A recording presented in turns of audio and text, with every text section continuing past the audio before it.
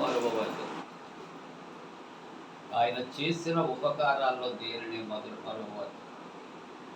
ఆ కీర్తనకారుడు అంటాడు, అయ్యగారు చెప్పినట్లు కరోనా, అలాగే ఆటోలో నుండి దూకేయటం, ఇటువంటివి ఎన్నో సంఘటనలు. అందుకని నీ సంకటములను ఆయన కుదిర్చి ఉన్నాడు. సమాధిలో నుండి నీ ప్రాణమును విమోచించి ఉన్నాడు. కరుణా కటాక్షములు కిరీటముగా ధరింపచేసి ఉన్నారు. ప్రియులారా, ఒకవేళ మన జీవితంలో ఏదైనా ఊహించవచ్చేమో, కానీ మరణం కొరకు మనం ఊహించడం మన చేతిలో లేదని. నేను సర్వీస్లో ఉన్నప్పుడు కొన్ని ఇళ్ళకి వెళితే మాకు ఓల్డేజ్ ఆ క్యాండిడేట్స్ అనేవారు, బాబా ఇంకా ఎందుకు బాబా, దేవుడు తీసుకుంటే బాగుండను అనేవారు. అమ్మ, మన చేతిలో లేదది, ఎన్ని సంవత్సరాలు ఉంచాలో ఆయన చిత్తం. మనం ఉంచమంటే ఉంచడం, తీసుకోమంటే తీసుకోవడం. దేవుని యొక్క చిత్తం మన పట్ల ఏమై ఉన్నదో మనకు తెలియదు, కానీ ఇటువంటి యాక్సిడెంట్స్ అన్నిటి నుండి దేవుడు తప్పిస్తూ ఈవేళ సజీవుల లెక్కలో మనం లెక్కించడానికి కారణం, ఏదో మన మీద ఆయన కొంత భారం ఇంకా వచ్చాడు. యోన దేవుని యొక్క మాట వినక తరిశిషెళ్ళే ఓడ ఎక్కినప్పుడు జరిగిన సంఘటన మనకు తెలుసు. తుఫాను, చీట్లు వేయటం, అతని పేరు రావటం, సముద్రంలో విసిరవేయటం, అయిపోయింది, చాప్టర్ క్లోజ్. కానీ దేవుడికి అంతటితో అయిపోలేదు. అతను మరలా బ్రతికించాడు. కారణం ఏంటంటే నినివేకు పంపించి అక్కడ తాను చేయని ఉద్దేశించిన ప్రకటన చేయాలి.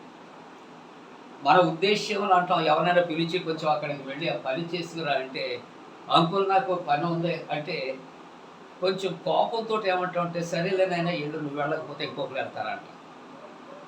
దేవుని యొక్క చిత్తములో దేవుడు ఎవరికి ఏ కార్యము అప్పగిస్తే వారి చేతే చేయిస్తాడు తప్ప, ఇక సబ్స్టిట్యూషన్ అనేది, ఆల్టర్నేట్ అనేది ఆయనకు ఉండదు. వాళ్ళ చేతే ఆ కార్యాన్ని తప్పనిసరిగా ఆయన జరిగిస్తాడు. నేనంటాను, ఇక్కడ భూమి మీద బ్రతికి ఉన్నామంటే మన గొప్పతనం మాత్రం కాదు. మనము ఆయన యొక్క పాత్రగా వాడబడుతూ ఉన్నాం. మన మీద ఒక బాధ్యత, భారము ఉన్నది. అపోస్తుడైన పౌలు గారు అంటాడు, సువార్త ప్రకటించవలసినటువంటి భారం నా మీద ఉన్నది. అది ఫుల్ఫిల్ అయిన తర్వాతే ఆయన మనల్ని పిలుచుకుంటాడు తప్ప, వ్యాధి బాధలలో, కొరతలలో ఒక్కొక్కసారి ఏం చేస్తామంటే అలాగూ మాట్లాడుకుంటాం, మనకు సహజమే. ఏది ఏమైనప్పటికీ కూడా దేవుని యొక్క చిత్తమైతే ఆయన వచ్చే వరకు ఉంటారు అనే మాటలు దీంట్లో ఉన్నాయి. కాబట్టి తల్లిదండ్రులు దేవుడు ఆశీర్వదించాడు, కుమారులు కుమార్తెలు బిడ్డలను చూడటానికి దేవుడు గొప్ప కృప అనుగ్రహించాడు. ఈ 103వ సంకీర్తనలో మనం చూస్తూ ఉంటున్నప్పుడు ఆయన మేలుతో నీ హృదయాన్ని తృప్తిపరుస్తూ ఉంటూ ఉన్నాడు.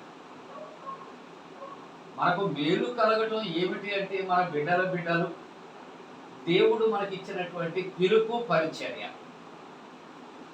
128వ కీర్తనలో అంటాడు ఆయన, నీకు మేలు కలుగుతుంది అంటాడు. కుటుంబ వ్యవస్థ కొరకు నీ భార్య నీ లోగిట ఫలించు ద్రాక్షవల్లి.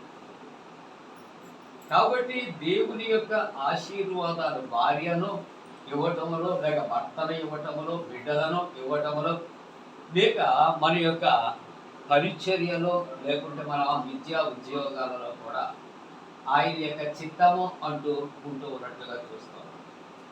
35వ కీర్తన పాడుకున్నాం, ఎన్నాళ్ళు మాకు సాయమై. ఆయన సహాయము లేకపోతే మనం ఈవేళ బ్రతికే వాళ్ళము కాదు. అందుకనే వాక్యం అంటుంది, నీవు నన్ను బ్రతికింపుము, నేను నీ కొరకు సాక్ష్యం ఇస్తాను. మొన్నైనది స్తుతిస్తాదా, సజీవులే కదా నిన్ను స్తుతిస్తారు అని దేవుని యొక్క వాక్యము సెలవిస్తూ ఉంటున్నది.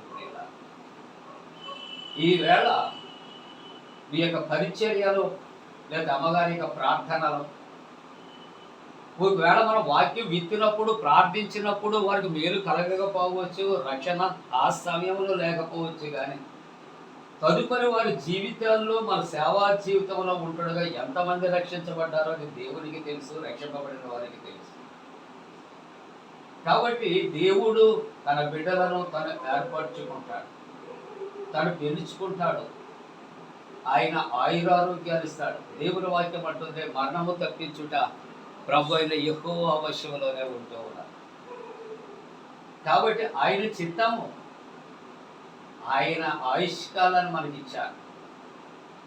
కాబట్టి దైవ పరిచర్యలో ఇన్ని సంవత్సరాలు అమ్మగారు మీరు కూడా ఎన్నో ఆటుపోట్లకు నిలదొక్కుకొని ప్రార్థనలో బలపడి బిడ్డలను చక్కగా పెంచుకొని పెద్దవారిని చేసి ప్రయోజకులుగా చేసి ఇప్పుడు ఎవరెవరు మీతో ఉన్నారు, ఎవరెవరితో ఇదిగో మిమ్మలను అనే మాట కొరకు క్లుప్తంగా ఆలోచన చేస్తే నీ చేతిలో కష్టార్జితాన్ని అనుభవిస్తూ ఉంటే ₹1,00,00,000 వచ్చింది కాబట్టి క్యాష్ చేసుకుని నేను వింటున్నాను అనేది కాదు.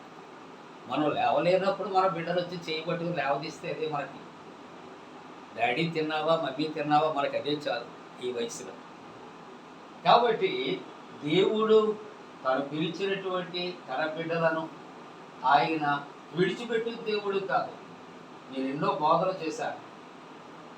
ఐగుప్తులో ఉన్నటువంటి ఇశ్రాయేలును తీసుకుని వస్తూ ఉంటున్నాడు. ఆకలి అంటే దేవదూతల యొక్క ఆహారాన్ని దేవుడు కురిపించాడు. మన దప్పిక అంటే బండ నుండి మొదలు జలాలు ఆయన కురిపించాడు.